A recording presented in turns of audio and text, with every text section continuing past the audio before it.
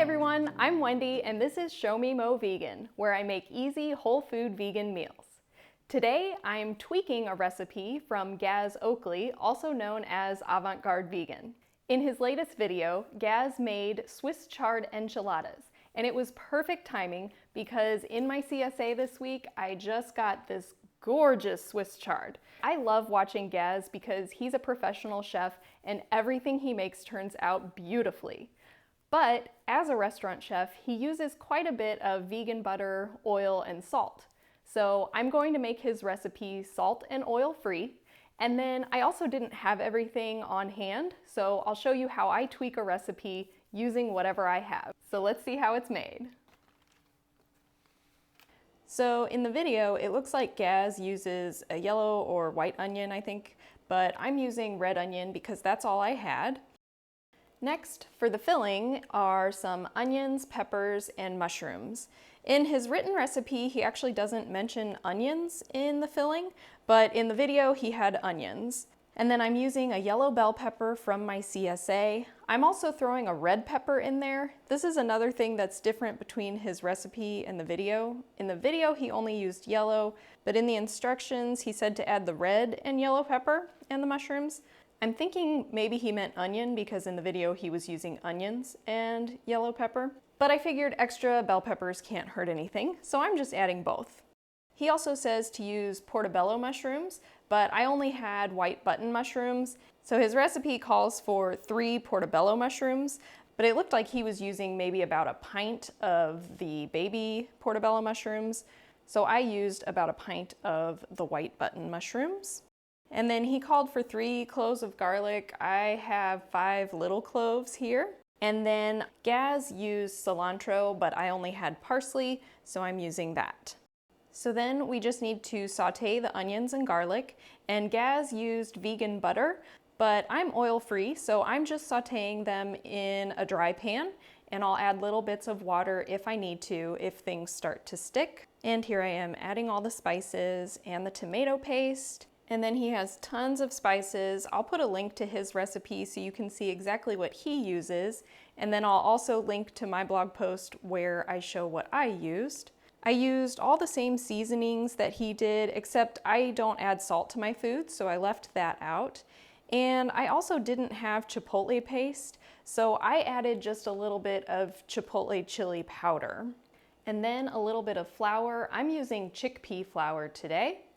And then some veggie broth. So this will cook for, he says, about 20 minutes to let it thicken up, and that'll develop some of those flavors. While the sauce is cooking, it's time to start on the filling. Again, I'll start with a dry pan. I have a large skillet, and I'm adding the sliced onions. Onions give off quite a bit of liquid, so I find that I usually don't even have to add water or broth.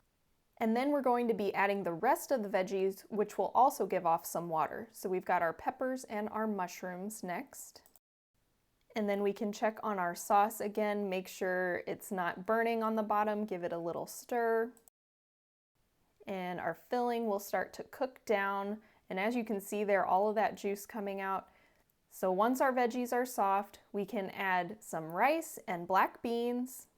And then I've got my parsley. Like I said, he used cilantro, but I only had parsley. And Gaz also adds salt here, but again, I'm just leaving out all of the extra salt. And so the only sodium added is from the soy sauce that we included earlier.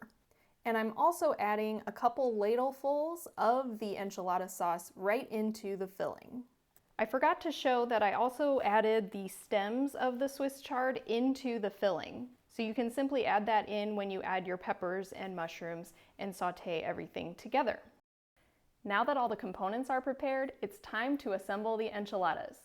I do want to point out this is a little bit more complicated recipe than I normally do, but it's really not difficult. And if you wanted to make it even faster, you could just chop the Swiss chard up and throw it in the fillings and the sauce, everything together, make it more kind of like a soup if you wanted to. And then another idea would be to use tortillas and kind of make a lasagna. So layer the tortillas with the sauce and everything else together. So my oven is preheating to 350 degrees and we'll assemble everything and then bake. So I'm gonna start by just putting a little bit of the sauce down in the bottom of a casserole dish. Just making sure the bottom is totally covered.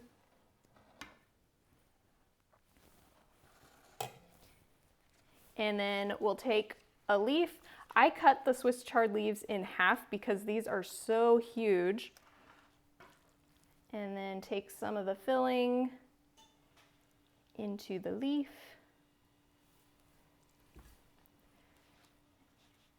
And roll it up.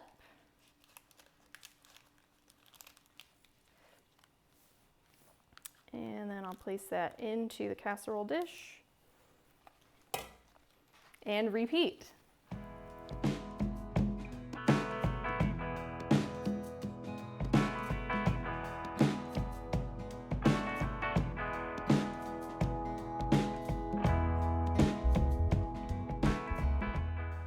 I forgot to mention that Gaz also offers the option of using vegan cheese inside the enchiladas, and I didn't do that on this batch, but I have a few more and I'm gonna make a little casserole to go with it.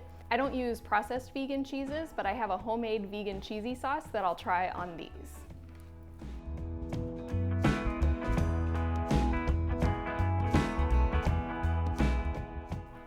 Some of the Swiss chard leaves are a little more delicate than others, so some of them will fall apart a little bit. But I always say it doesn't really matter, it's all going to the same place. And finally, we'll add the rest of the sauce over top of the enchiladas.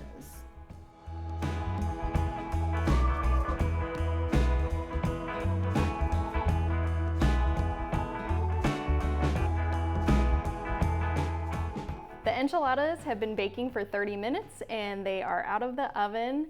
They smell delicious, and so all that's left is the taste test. I have one that has the vegan cheesy sauce and one without the vegan cheesy sauce, so I will try both of them. All right, I'm going for the one without the cheesy sauce first. It's really hot.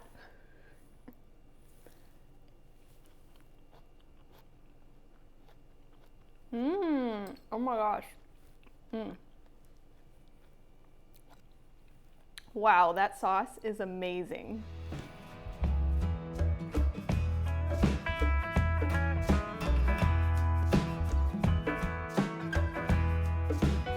Oh my gosh, so good. Wow.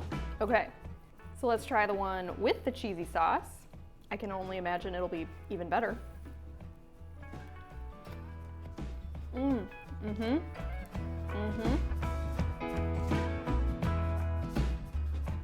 You guys gotta give this a try. It is so delicious. And I don't think you'll miss the salt or the oil. In addition to leaving out the salt, I also didn't even put as much soy sauce as the recipe called for. It called for 2 tablespoons, and I only used 1 tablespoon of a low sodium soy sauce. And this was plenty salty and flavorful for me. So delicious. If you like this video, don't forget to hit the thumbs up, and I hope you'll consider subscribing to my channel to get more recipes and ideas for living a whole food vegan lifestyle. Thanks for watching, and I'll see you next time.